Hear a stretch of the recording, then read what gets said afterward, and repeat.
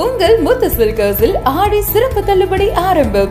5% முதல் 50% வரை சிறப்பு தள்ளுபடி. குழந்தைகள் முதல் பெரியவர்கள் வரை அனைவருக்கும் ஒரே இடத்தில் முத்து சில்க் ஹவுஸ், ராஜா தியேட்டர் சிக்னல் அருகில், நேரு வீதி, பாண்டிச்சேரி. புதுச்சேரி சட்டப்பேரவையில் 2024-25 ஆண்டிற்கான 12,700 கோடிக்கு நிதிநிலை அறிக்கையை முதலமைச்சர் ரங்கசாமி தாக்கல் செய்தார்.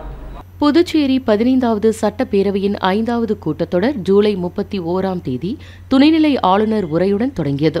அதனைத் தொடர்ந்து 3வது நாளான ஆகஸ்ட் 2ஆம் தேதி காலை 9 மணிக்கு சட்டப்பேரவைத் தலைவர் செல்வம் குரல் வாசிக்க பேரவை தொடங்கியது.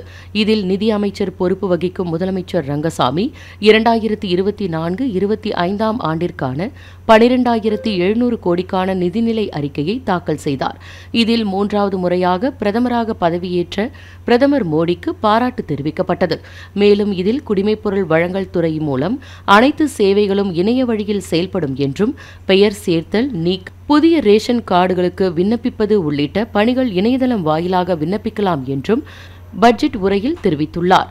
மேலும் புதுச்சேரியில் மீன்பிடி தடைக்கால நிவாரணத் தொகை 6,500 இருந்து 8,000 உயர்த்தியும், மழைக்கால நிவாரணத் தொகை 3,000 இருந்து 6,000 உயர்த்தி வழங்கப்படும் எனவும், 11ஆம் வகுப்பு மாணவர்களுக்கு நீட் தேர்வு பயிற்சி மையம், புதுச்சேரி பிராந்திய அளவில் 10 மற்றும் 12ஆம் வகுப்பு பொதுத் தேர்வில் முதல் 3 இடங்களை பிடிக்கும் அரசு பள்ளி மாணவர்களுக்கு தலா 20,000, 15,000 மற்றும் 10,000 ஊக்கத்தொகை வழங்கப்படும் என்றும், பாடப்பிரிவு வாரியாக 100க்கு 100 மதிப்பெண் பெறும் மாணவர்களுக்கு 5,000 ஊக்கத்தொகை வழங்கப்படும் எனவும் தெரிவித்துள்ளார்.